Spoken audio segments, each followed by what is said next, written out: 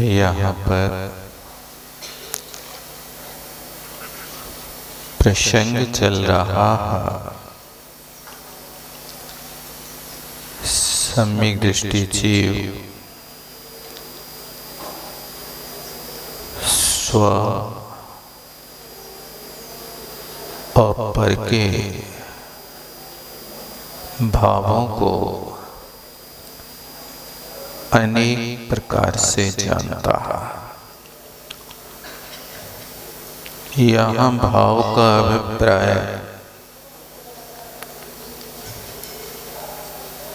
उदयागत कर्मों के समय पर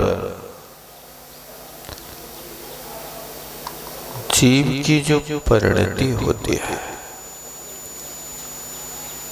उसका यहाँ पर भाव लेना चाहिए। गाथा में कहा उदय का विपाक अनेक प्रकार का होता है।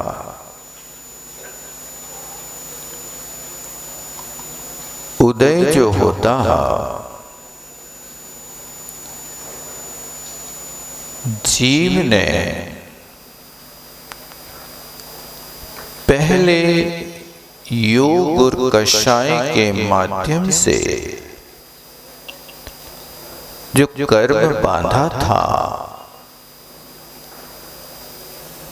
अब उस समय बांधा हुआ कर्म आत्मा के साथ सत्ता के रूप में पड़ा रहा और वो सत्ता में पड़े हुए कर्म की जब स्थिति पूर्ण हो गई, मर्यादा पूर्ण हो गई, तो मर्यादा पूर्ण होने के बाद वो कर्म आत्मा से छुटकारा पा रहा है। अब वो कर्म जब जाने लगता है तो सत्ता से निकल करके जो उसकी निषेक रचना थी अब वो निषेक रचना एक निषेक उदयावली में डालता जा रहा है। तो वो उदयावली में आने पर जब अंतिम समय होता तो कर्म अपना फल दे करके निर्जीर्ण हो जाता है। अब उस कर्म में फल देने की शक्ति नहीं रही। जब तक उदय है तब तक फल दे रहा, जब उदय से बाहर हो गया अब वो कर्म नहीं नाम पाता, अब वो सामान्य पुद्गल बलगड़ा हो गए। चक्की में गेहूं डाला, अब वो गेहूं नाम जब तक पाता है जब तक दो पाटों के बीच में आकर के वो पिस नहीं जाता, और जब दो पाटों के बीच में पिसने के बाद फिर वो पाटों के बीच में नहीं रहता, वो फिर बाहर निकल जाता है। जब तक पिस रहा है तब तक उदय में है, उदयावली में है, और वो आटा अपने पाटों के बीच से निकल करके अपने मुख द्वार से बाहर जब निकल गया, चक्की का संबंध छोड़ दिया, अब वो गेहूं ने आटा। इसी तरह आत्मा के साथ जब वो कर्म था तब उसके पास अनुभाग शक्ति थी, अब उसकी अनुभाग शक्ति भोग ली गई और वो कर्म आत्मा से निर्जरा के रूप में बाहर जा रहा है। और यहां पर कहा विभो उदय विभागो, कर्म का उदय अनेक प्रकार का होता है। उदय में आने के पहले एक व्यवस्था और होती है जिसका नाम उदीर्णा होता है। जितने कर्मों का उदय होगा उदीर्णा पूर्वक ही होगा, बिना उदीर्णा के कर्म उदय में नहीं आता। एक अपवाद है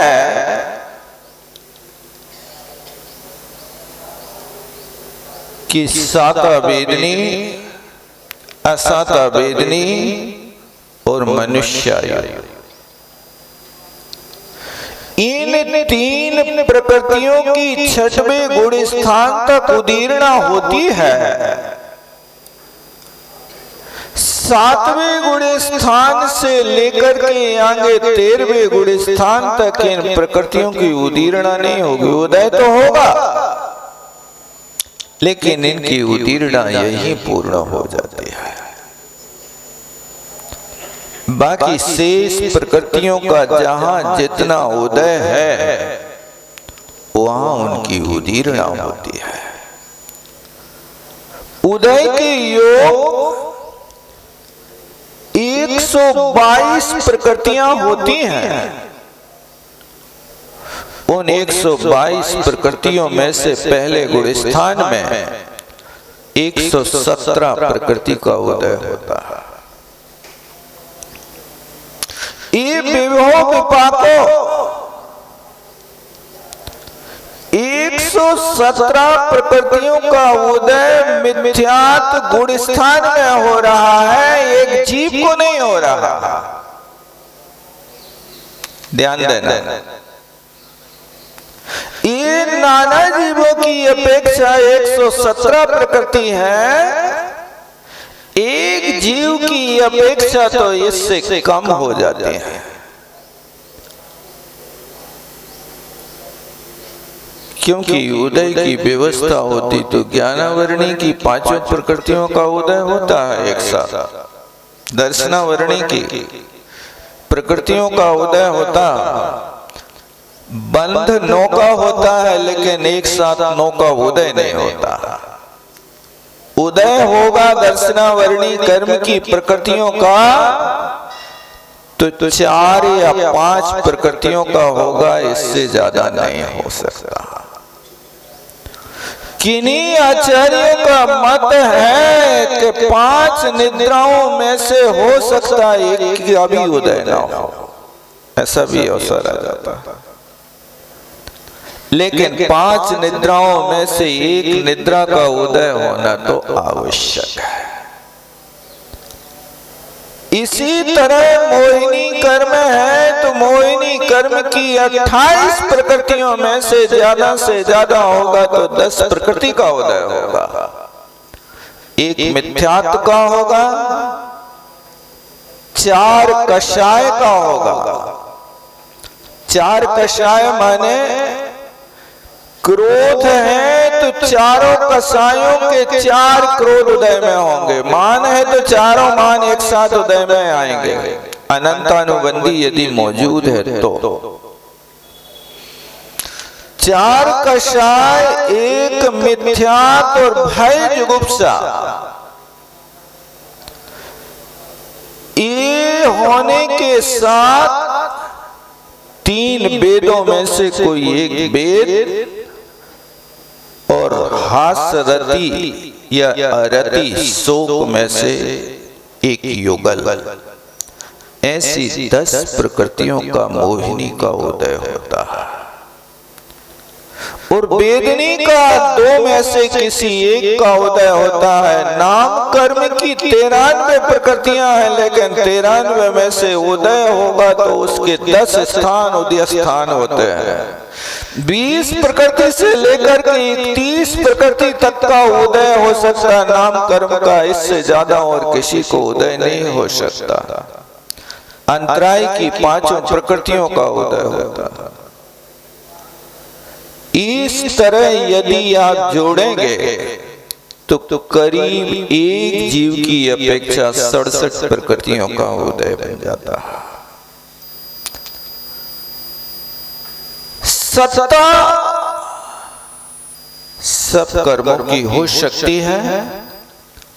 मिथ्या दृष्टि जो अनादि मिथ्या दृष्टि है, उसके तीर्थंकर और आहार दुख की सत्ता को छोड़कर गए, बाकी सब कुछ हो सकता है। इस तरह जो विभो उदय विपाको कहा, अब पहले गुणस्थान से प्रारंभ होगा, दूसरे गुणस्थान में 111 का उदय होगा, तीसरे गुणस्थान में 100 प्रकृति का उदय होगा, आगे चलकर के चौथे गुणस्थान में 104 प्रकृति का उदय हो जाता है। और पंचम गुणस्थान में आगे चलते हैं तो वहां 87 का उदय होता है, छठे गुणस्थान में 81 का उदय होता है, फिर 7वें गुणस्थान में 76 प्रकृति का उदय होता है, फिर आगे 72 प्रकृति का, फिर 66 प्रकृति का, फिर 60 प्रकृति का, फिर 59 प्रकृति का, और आगे चलकर के 52 और 13वें गुणस्थान में 42 प्रकृति का उदय होता, 14वें गुणस्थान में सिर्फ 12 प्रकृतियों का उदय होता है। ये उदय स्थान पहले गुणस्थान से 14वें गुणस्थान तक होते हैं। पहले गुणस्थान में 117 प्रकृति का उदय होता है, फिर आगे गुणस्थान बढ़ता जाता तो उदय विच्छुद्धि होती जाती। कौन से कर्म की उदय में कौन सी प्रकृति का उदय होता और उसके साथ उसकी विच्छुद्धि होती है, इसका विशेष कथन किया जाता कि पहले गुणस्थान में जीव जब तक है तब तक उन प्रकृतियों का बंध होगा, और आगे के गुणस्थान में गया तो वहां उनका बंध रुक जाता है। ऐसे मिथ्यात्व के अभाव में 5 प्रकृति की उदय विच्छुद्धि हो जाती है। और फिर इसके बाद में आगे दूसरे गुणस्थान में 9 की उदय विच्छुद्धि हो जाती, तीसरे में 1 की उदय विच्छुद्धि, और चौथे में 17 प्रकृति की उदय विच्छुद्धि होती है, 5वें में 8 प्रकृति की उदय विच्छुद्धि। ऐसे क्रम से चलते चलते चलते इन उदय विच्छुद्धि, तो इसलिए आचार्य महाराज ने कहा कि अनेक प्रकार का उदय विपाक होता है। आप लोग समझेंगे कि आज समय सार सुना रहे कि कर्म कांड सुना रहे। एक गाथा में लिखा है मैं वो सुना रहा हूं, मैं कोई गाथा के बाहर की बात नहीं सुना रहा हूं। ये लिखा उदय विपाको विभो, इस पंक्ति को छोड़ दो तो तुम्हें कभी जीवन में फिर आगे के उदय जो विविध प्रकार का है उसका विविध का अर्थ क्या है कभी समझ नहीं पाओगे। इसलिए बहुत साहस जुटा करके काम करना, ये किसी दूसरे की बात नहीं है, ये अपने साथ घटना घट रही, प्रतिपल बंद उदय हो रहा है। आप इस उदय का अनुभव करो कि यदि आप मिथ्या दृष्टि हैं तो मिथ्यात्व, हुंडक संस्थान और 3 सूक्ष्म साधारण अपर्याप्त, इनका मिथ्यात्व के साथ उदय हो सकता है। प्रकृति बदल भी सकती है, इसका फल मिलता है। तो ये उदय व्यवस्था, कर्म जब अपना फल देता है तब पता चलता है। बांधते समय कोई पता नहीं चलता है, बांध तो लेते हैं, कसाय तो कर लेते हैं और बहुत अच्छी तरह से भड़क जाते हैं, लेकिन सिद्धांत पता नहीं रह रहा कि जितनी झंडाल छूट रही अग्नि की, उतना ज्यादा बर्बाद कर रहा है हमारी विशुद्धि के परिणाम को। एक छोटी सी विशुद्धि की क्षति होती है, असंख्यात असंख्यात प्रसिद्ध प्रदेश विशुद्धि की हानि हो जाती है। और एक प्रदेश विशुद्धि के बढ़ाने के लिए बहुत पुरुषार्थ करना पड़ता है, सहज में नहीं होता। विशुद्धि का बढ़ाना बहुत दुर्लभ है, बहुत दुर्लभ है, हर किसी के पास होती नहीं। इसलिए इस विषय में सोचो, ये कर्म के उदय हैं। देखो, आप यदि अपने आप को संभालना चाहते हो तो इन कर्म के उदय के साथ ठंडे दिमाग से आप अपने जीवन का निरीक्षण करो। किसी से कुछ कहो नहीं, आंख बंद करके शांति से एकांत में बैठ जाओ और आप अपनी आत्मा से पूछो कि हे आत्मा, तुम सत्य बताओ, उम्र घट रही है लेकिन पाप की बुद्धि घट रही कि बढ़ रही है? आप अपने आप से पूछो, अपना निरीक्षण करो।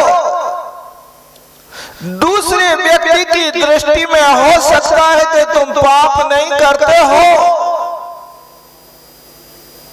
लेकिन जब आप कमरे में बैठे हो, कोई नहीं देख रहा है और आपके शरीर पे मक्खी आके बैठी है, तो उस मक्खी को आपने यूं धीरे से उड़ाया है कि उस पे हाथ पटका है? क्या किया है बताओ? उड़ाया है धीरे से, तो आप करुणावान, और हाथ पटका है जोश से, तो आप क्रोधी है। आपने पाप किया है। हमने पाप कहां किया? मक्खी काट रही थी तो हमने उसको मार दिया। जो काटेगा उसको मार डालेगा। ये पाप बुद्धि घट रही कि बढ़ रही? आप किसी के सामने गोलियां नहीं चला रहे, कोई बात नहीं, लेकिन गोलियों से बढ़कर के ऐसी पाप कितनी प्रवृत्ति कर रहे हो आप देखो। एक किसी दूसरे से मत पूछो, आप स्वयं से प्रश्न करो, प्रश्न करके स्वयं उत्तर पाओ, निरीक्षण करो। आज दिन भर में तुमने कितने पाप करे हैं? छिपाना नहीं, एक दैनंदिनी बनाओ, उस पर सारे के सारे पाप लिखो, और फिर शाम को सोने के पहले एक बार जैसे हाजिरी लेते ना, देखो, यदि आपने ईमानदारी से मौन पूर्वक भोजन किया है तो 1 नंबर दे देना, और नहीं किया है तो वहां 0 रख देना।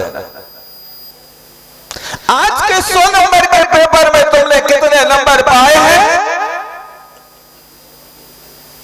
यदि 100 नंबर में से तुमने 70 नंबर पाए हैं, अभी बेटा फेल हो,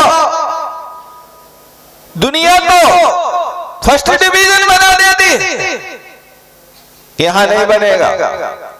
ये जैन सिद्धांत है। जैन सिद्धांत 99 नंबर में फेल कर देता है। देख लो आप, 5 पांडव एक साथ परीक्षा दे रहे, सबके शरीर में लोहे के आभूषण पहना दिए।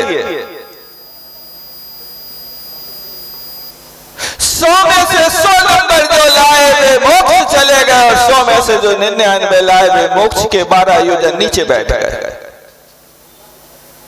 सर्वार्थ सिद्धि में बैठे।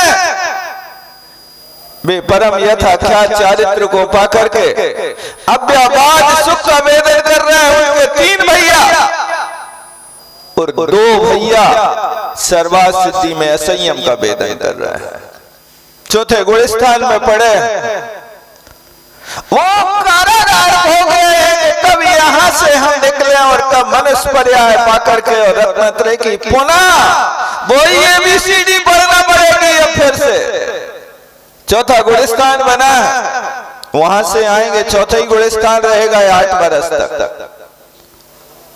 फिर 8 बरस के बाद दीक्षा लें, 7वां गुलिस्तान बने, और 7वां गुलिस्तान बनने के बाद में फिर कोई लोहमय आभूषण पहनावे और बिल्कुल फिर कोई ना डिगे, तब जाकर के वहां पर 100 नंबर होंगे तो मोक्ष होगा, अन्यथा नहीं होगा। आपके कितने नंबर आए, ईमानदारी से आप देख लेना आप कितने नंबर ला रहा है। गृहस्थ अवस्था के 100 नंबर से मोक्ष नहीं होगा, लेकिन ध्यान रखना है आप गृहस्थ अवस्था में रहते हुए भी 100 नंबर लाओ। वो सोचो कि नहीं अब तो 100 नंबर हमें देखो घर में बैठे बैठे मिल गए, अब तो देवता लोग हमारा ने विमान लेके आई जे, अब तो अनंत चतुर्दशी के दिन क्या आ जाएंगे। 100 नंबर लाए, 10 उपवास करें, 10 लक्षण के, तो अब तो आएंगे देवता लोग। इंद्रासन हिलेगा कि नहीं? ऐसी बारिश हो रही है, कश्मीर जैसा मौसम हो रहा है, और इस बेचारे ने 10 उपवास किए हैं, चलो इसके लिए ले चलो एक विमान। मत करना।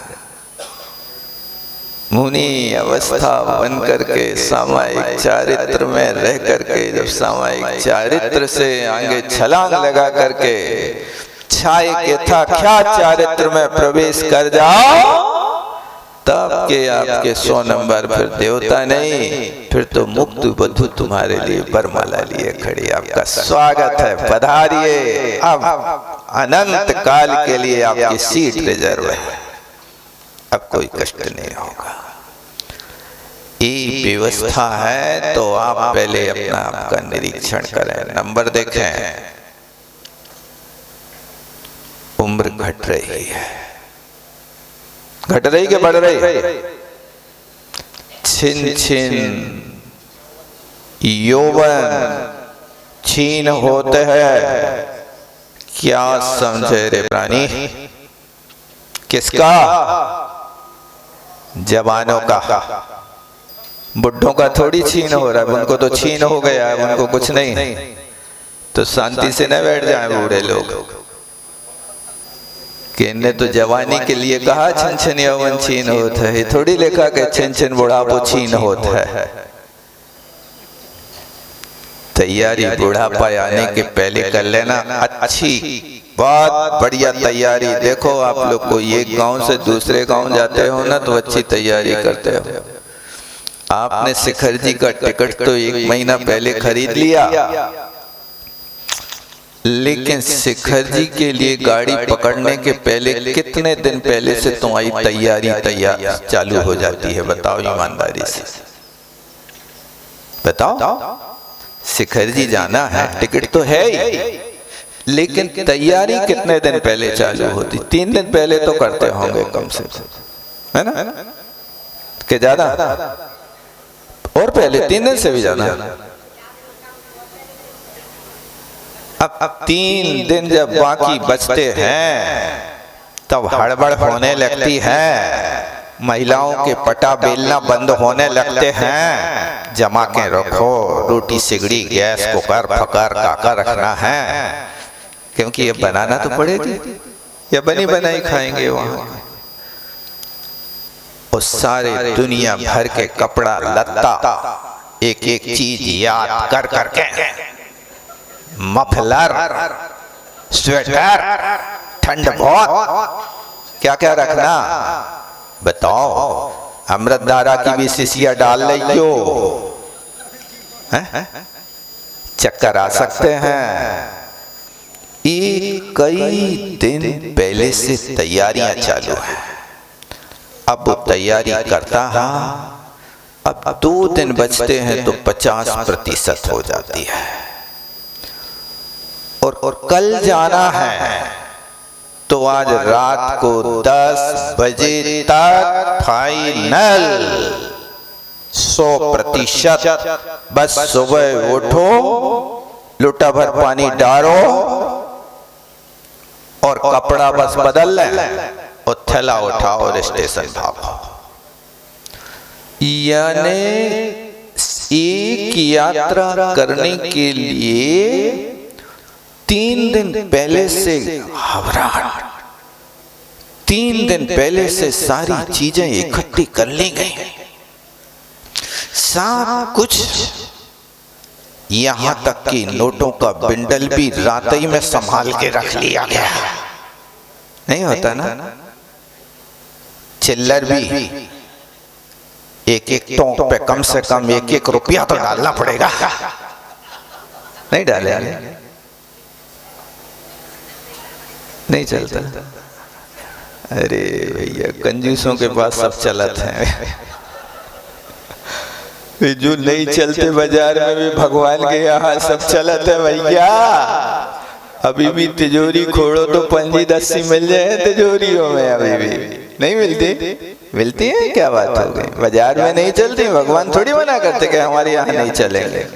जो तुम्हारे घर में ना चले, बाजार में ना चले, वो सब भगवान के यहाँ चलती है।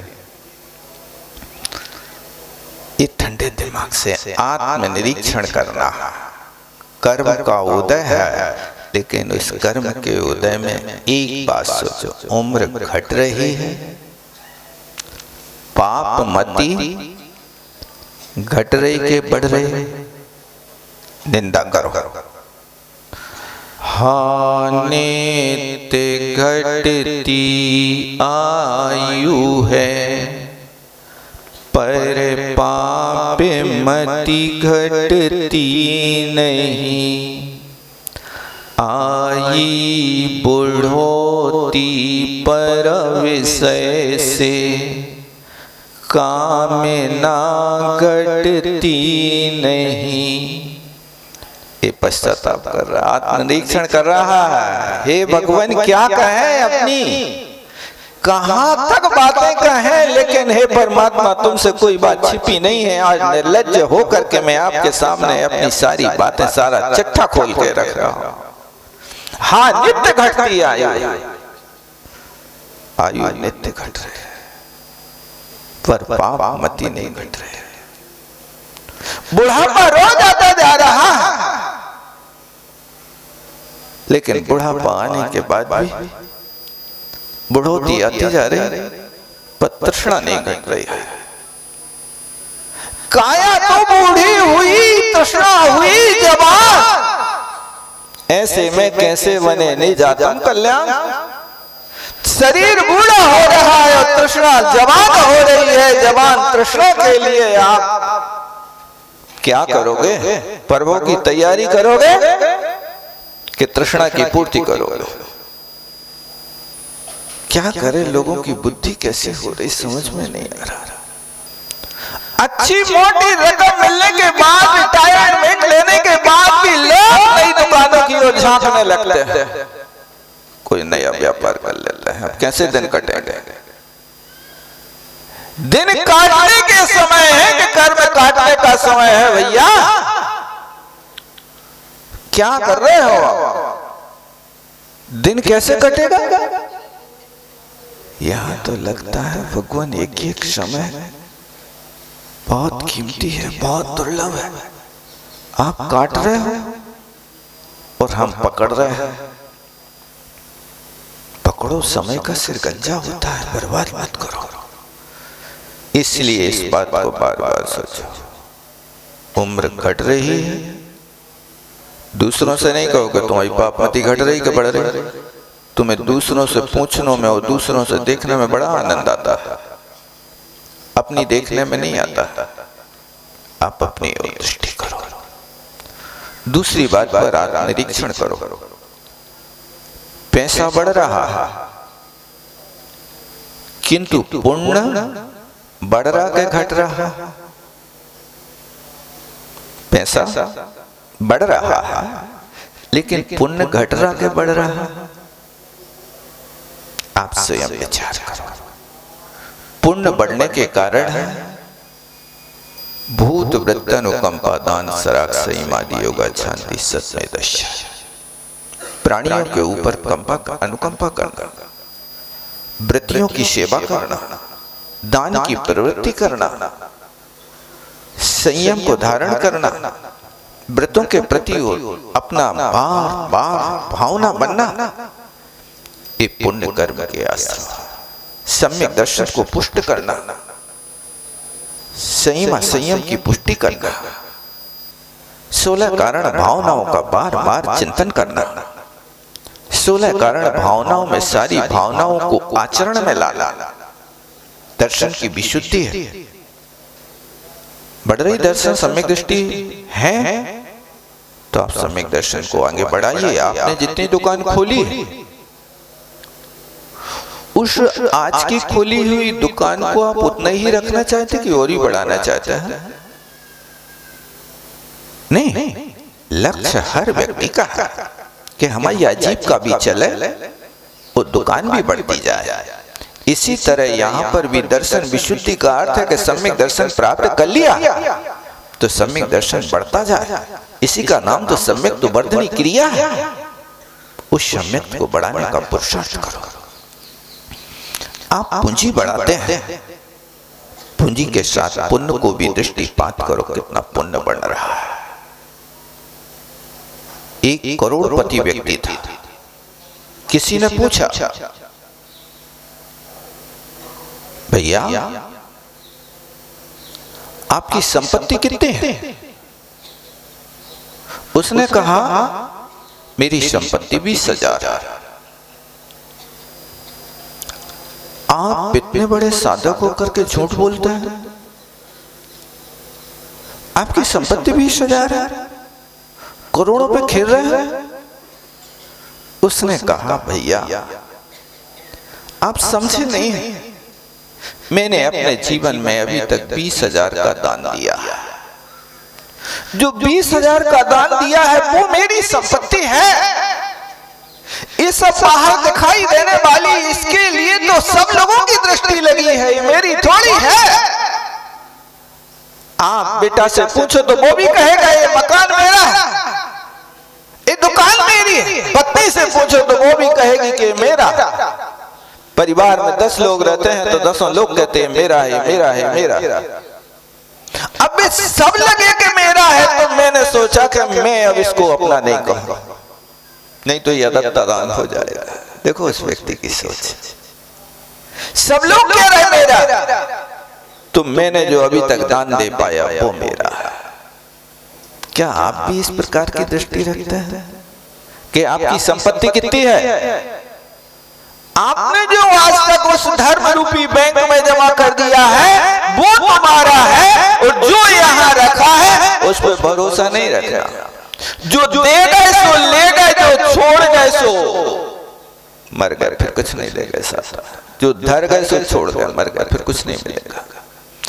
इसलिए जो तुमने जमा किया है वो ही भो जाओगे, वो ही प्रभु में साथ में जाएगा।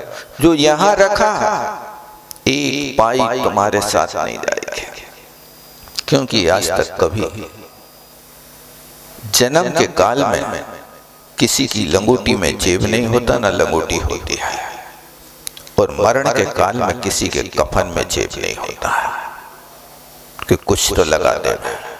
बस ज्यादा से ज्यादा करेंगे तो लोगों को दिखाने के लिए घर से लेकर के शमशान घाट तक 10-25 रुपया की चिल्लर बरसा देंगे। क्या हुआ, कुछ तो जाए दादा के साथ में, ऐसा है ना, ये होता है। लेकिन ये वास्तव में देख लेना, अपने आप में निरीक्षण करना कि पैसा बढ़ रहा है, पुण्य कितना बढ़ा। हाव भाव की जिंदगी में हम जीवन भर दौड़ते तो रहे, लेकिन उसके साथ अपने पास हमने क्या किया, ये दूसरी बात हमेशा याद रखना। तीसरी बात, आत्मनिरीक्षण सम्यक दृष्टि कर रहा है, देखो तीसरी बात क्या करना, इतना जीवन बीत गया, शांति का अनुभव कितने अंश में हुआ।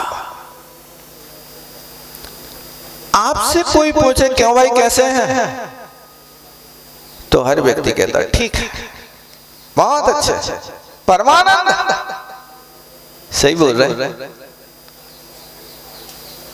आपसे कोई पूछता है कि कैसे हो, तो आप अपनी चिट्ठा खोल के रखते हो कि भाई सब बड़े दुखी हैं, बच्चा सुनता नहीं है, पत्नी समय पे रोटी नहीं देती है,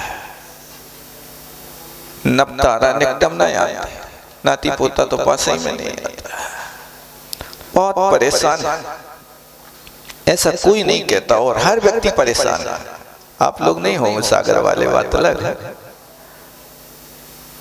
लेकिन कोई अपनी बात नहीं कहता कि हम परेशान हैं। ठीक ठीक, अब घर में मुर्दा भी पड़ा हो गए और कहीं से फोन आया, आंसू बहाते हुए का फोन आया, हेलो क्या है भाई साहब, दादाजी खत्म हो गए। अच्छा दादाजी खत्म हो गए, और तो सब ठीक है ना। अरे अब और क्या ठीक चाहते हो, जब घर में संकट के बादल छाए हैं, सबके आंखों से आंसू बह रहे हैं, और तुम भी पूछ रहे हो अभी इसके बाद भी और तो सब ठीक है। दुनिया की दशा ऐसे ही है, वो भी कह देता हाँ और सब ठीक है, और कुछ नहीं हुआ, बस दादी गए, क्या है, क्योंकि आपकी जवान में एक तकिया कलाम बैठ गया और सब ठीक है, और सब ठीक है, भले ही भूखे हों लेकिन फिर भी कहेगा सब ठीक है।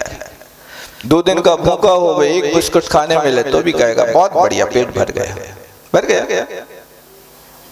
इतना तो यहां पर आप किसी से कुछ कहे बिना बस अपने आप से पूछो, इतना जीवन बीत गया, 70 साल निकल गए, इस 70 साल के दौरान तुमने कितने महीने शांति का अनुभव किया होगा। महीनों में निकल आएगा कि दिनों में कि घंटों में, देख लेना, सोचना कौन से क्षण, कौन सी तारीख में हमें कौन सी वस्तु के संयोग से अभूतपूर्व शांति का अनुभव हुआ था। शायद पीछे की ओर मुड़ करके देखोगे तो सब जगह आपको लगेगा जन्म से लेकर के आज तक का हमारा इतिहास काला ही है, कहीं भी हमें शांति का अनुभव नहीं मिला। जहां भी गया वहां फंसता ही गया। ये जीवन ही ऐसा है, क्योंकि हाथी फंसता दलदल में, जोर मारता पल पल में, हाथी फंसता दलदल में। वो दलदल में फंसा हाथी उससे बार बार जोर तो मार रहा है, लेकिन जितना जोर मारता है उतना और फंसता जाता, उतना और फंसता जाता है। ऐसे अपन को विचार करना कितना जीवन बीत गया, आपके अंदर शांति बढ़ी कि घटी। अब आप जब इन बातों पर विचार कर लें तो फिर अब यदि आज तक सफल नहीं हुए तो एक कदम धीरे से बढ़ाना सफलता की ओर, और वो कदम बढ़ा करके फिर आगे विचार करना। आगे और भी बहुत सारी बातें हैं, आत्मनिरीक्षण अपन को कैसे कैसे करना है। अपन थोड़ा आगे चलते हैं। गाथा का अभिप्राय यही है कि उदय अनेक प्रकार का होता है। और उदय से संबंध रखने वाली तीन बातें हैं, उदय, अनुदय और उदय विच्छुत्ति। और उदय के पूर्व होने वाली उदीर्णा, अनुदीर्णा और उदीर्णा विच्छुत्ति, ये तीनों चीजों के साथ में बहुत प्रकार के भेद बनते हैं। और वहां पर उदीर्णा जो होती है 13वें गुण स्थान तक होती है। 14वें गुण स्थान में उदय तो होता, लेकिन उदीर्णा की व्यवस्था समाप्त हो जाती है। इस तरह यहाँ पर आचार्य भगवान ने देखो कहा कि ये कर्मों के अनेक प्रकार के भेद जिनेंद्र भगवान ने कहे हैं। देखो कुंद कुंद स्वामी ये नहीं कह रहे, हम कह रहे हैं। किसने कहे हैं? जिनेंद्र भगवान ने कहे हैं। वो विषय आप सिद्धांत से, लोकानुयोग से देख लेना, अच्छे से करणानुयोग से देख लेना। यहाँ तुम्हें समय सार की बात बता रहे हैं, ये तो तुम्हें सिर्फ संकेत किया है कि ये कर्म की उदय होते हुए भी आप अपने आत्म स्वरूप का निरीक्षण कैसे करो, उसके लिए नीचे की गाथा समय सार से संबंध रखती है। न तू ते मज्ज स्वभावा, जो अनेक प्रकार का कर्म का उदय हो रहा है वो मेरा स्वभाव नहीं है। मेरा स्वभाव क्या है? अहम एको जानक भावो, मैं तो एक हूं। और क्या है? एक ज्ञायक भाव है। जानना देखना मेरा एक स्वभाव है। और कर्म के उदय में उद्वेलित होना मेरा स्वभाव नहीं है। मैं तो सिर्फ एक ज्ञाता दृष्टा बन करके देख रहा हूं कि जैसे नदी के किनारे पर बैठ करके नदी के प्रवाह में कहीं लकड़ियां बह रही, कहीं कोई जीव बह रहा है, कोई जानवर बह रहा है, कोई मनुष्य बह रहा है, मैं देख रहा हूं। जानक स्वभाव, मैं वहां तक पहुंच नहीं सकता। भावना भाता हूं सबका कल्याण हो। इसी तरह यहाँ पर कहा मैं ये ज्ञायक स्वभावी हूँ, जो कर्म का उदय हो रहा वो मेरा स्वभाव नहीं है, ये विभाव परिणति है, ऐसा विचार करते हैं। फिर कहते ये कर्मोदय विपाक प्रहुआ विविधा भावा नाते मम स्वभावा, जो कर्म के उदय से उत्पन्न होने वाला विपाक है, उदय है, वो विविधा बहुत प्रकार से हुआ करता है। वही कर्म जो बांधा है, वो कर्म कभी कभी अपनी स्थिति बढ़ा लेता है। अब वो उदय तो आ रहा है, उस कर्म के उदय के काल में यदि संक्लेश परिणाम हो गया और वो तुम्हारे कर्म की स्थिति सत्ता में अंटा कोड़ा कोड़ी सागर बची थी, अब तुम थोड़े धैर्य से सहन करते जाते तो पूरी छीन हो जाती है। लेकिन इस पॉइंट पर आए, वो तीव्र संकलेश कर लिया, उस तीव्र संकलेश से 40 कोड़ा कोड़ी सागर की स्थिति का बंध कर लिया। अब जो तुमने नूतन बंध किया, अभी नूतन बंध ये करेगा कि जो सत्ता में पड़ी यंता कोड़ा कोड़ी सागर की स्थिति थी उसको और बढ़ा देगा, उस संता कोड़ा कोड़ी सागर को 40 कोड़ा कोड़ी सागर में कन्वर्ट कर देगा। इस स्थिति का नाम उत्कर्षण होता है। वो कर्म पूरा छुटकारा पा नहीं पाता और यहाँ जाकर के फिर अपने संक्लेश परिणाम बढ़ते हैं, तो फिर वो जाकर के उतने समय तक अब फिर भोगने के योग्य हो गए। ये स्थितियां बार बार बढ़ती जाती हैं। अनंतों अनंतों बार कर्म जाने को तैयार होता है, लेकिन वो अपना संस्कार छोड़ जाता है, वंश छोड़ जाता है। जो अंधा कोड़ा कोड़ी सागर की स्थिति थी उसको बहुत जल्दी तुम समाप्त कर सकते थे, लेकिन अब इस समय इस पॉइंट पे संकलेश कर लिया और वो संकलेश से फिर सत्ता की स्थिति बढ़ गई। बस यही स्थिति होती है कि यहाँ पर आपकी टंकी का पानी खाली होने वाला था। पूरी खाली टंकी तो रोज नहीं करते, धो पहुंच के रखते क्या?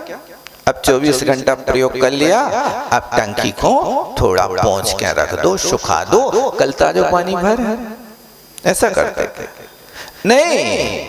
जो टंकी में अबे 2000 लीटर की टंकी में 20 लीटर 40 लीटर पानी बचो है, उसी 20-40 लीटर में फिर 2000 भर दिया, तुम्हारी टंकी भर गई। ये टंकी भरने की बात कह रहे, जो 20 लीटर पानी था वो 2000 लीटर बन गया, ये उत्कर्षण हो गया पानी का। अब फिर 24 घंटे चलाओगे बेटा उसको।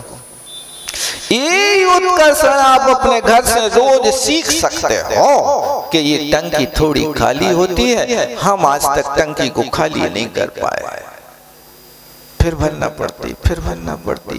ये कर्मों की टंकी आत्मा के साथ थोड़ी खाली होती है और आकर के हम फिर योग कषाय के माध्यम से फिर कर्मों को फिर उसी में भर देते।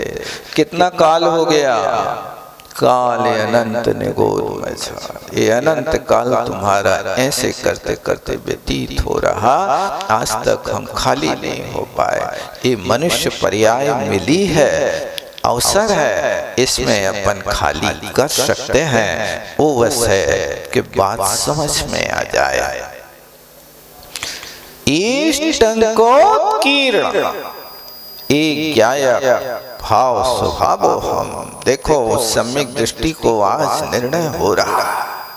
इस माने यह में टंकोत कीर्ण, टाकी से उखेरे हुए शिला के ऊपर जैसे अक्षर शाश्वत हो जाता है, पत्थर टूट सकता है, अक्षर नहीं टूट सकता, अक्षर तो लिखा ही रहता है। इसी तरह टंकोत कीर्ण का अर्थ होता है कि आत्मा का जो ज्ञायक स्वभाव है वो कभी किसी भी परिस्थिति में आत्मा से मिटता नहीं है, वो हमेशा शाश्वत टंकोत कीर्ण एक ज्ञायक। बस ये है कि इस ज्ञायक भाव में जहां विकृति आ गई, राग देश प्रवेश कर गया, तो राग देश प्रवेश करते ज्ञायक भाव हट गया। वस्तु देखी थी तुमने, लेकिन उस देखी हुई वस्तु में तुम देख करके शांत बैठ जाते, कोई बुराई नहीं, लेकिन उसमें ये अच्छी है ये बुरी है, इस बात को सोचना प्रारंभ किया, बस वहां से तुम्हारे लिए वो वस्तु ठीक नहीं है। इसलिए आप ऐसा करें कि वहां से वस्तु के प्रति ज्ञाता दृष्टा बनकर के और राग देश कम करें। लेकिन अंदर में ऐसी फुरफुरी उठती है कि थोड़ी सी कोई की बात तो देख ले, शांति से बैठ न पाए, वहां सबसे पीछे बैठे हुए आदमी को इत सांप दिख जाए तो वो वहां से, ए भैया सांप है, उठो उठो। अरे भैया तुम्हारे पास तक आए तब तुम उठ जाना, तुम्हारे पास आए तब उठ जाना, अभी तो जो आगे बैठे उनको नहीं देख रहे हो का? लेकिन वे अपने समता का परिचय दे रहे, देखो हमारे सामने से उपचारिक गुजर रहा है, हमारे ऊपर थोड़ी आ रहा है। सांप जा रहा है तो सांप जाने से थोड़ी जहाज चढ़ रहा हो, जब तुम्हारे पास आ गए और तुम्हारे पास से निकलते समय काट जावे तब तो जहाज चढ़े नहीं। लेकिन वो सांप तो काल है, कहीं तहीं से फुसकार दो और पीछे तक जहाज चलोगे तो बताओ क्या होगा। बस ऐसे ही अंदर से फुरफुरी उठती है कि वहां कोई कार्य करेगा और वहां जाकर के बस पारा चढ़ जाता है, भूत सवार हो जाता है। ये स्थिति राग द्वेष की होती है। आप एक पल को भी ज्ञाता दृष्टा नहीं बन पाते, समता का परिचय नहीं दे पाते। जो हो रहा है सो होगा, हम क्या कर सकते हैं। नहीं देखो, हमने बताते तो सांप काट दे दो तुम्हें, हाओ काट दे दो, तुमने अच्छा किया कि बता दिया। हम नहीं देख रहे थे कि सांप जा रहा हो, देखता रहते। ये देखो यहाँ लिखा कि एक ज्ञायक भाव स्वभाव हम, इसको आप बस अपने आप में एक धारणा बनाओ, रट लगाओ कि मेरा स्वभाव ये है। लेकिन जो भी कर रहा हूं वो सब विभाव परिणति है, इस स्वभाव परिणति नहीं है। इस प्रकार से इस गाथा का अभिप्राय हुआ। अब आगे की गाथा कहते हैं, सम्यक दृष्टि विशेषेण तो स्वपरौ एवं तावत् जानाति। अब देखो आगे क्या कह रहे हैं कि जो सम्यक दृष्टि जीव है वो विशेष रूप से, देखो सामान्य नहीं, अंदर तक उस स्थान पर पहुंच जाए, उस वस्तु की विशेषता का पता चल जाए, तो वहां विशेष रूप से तू माने किंतु स्व पर, स्व क्या है, पर क्या है, एवं इस प्रकार तावत् जानाति, वो जानता है। एक वस्तु में छोड़ नहीं पा रहा हूं, ये मेरी कमजोरी है, लेकिन वास्तव में ये मेरी नहीं है, मेरा स्वभाव नहीं है। मेरा स्वभाव तो ओ एक अनंत गुणों का भंडार आत्मा है। ये बाहरी संग्रह वृत्ति तो कसाय का स्वभाव है, ऐसा वो जानता है। और जान करके फिर क्या कर लेता है, उसके विषय में आगे गाथा है। पुगल कम रागो तस्य विवागो दो हवदी येसो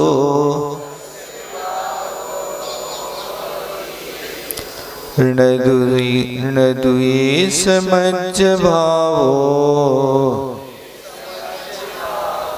जाडग भावो हुआ मिको।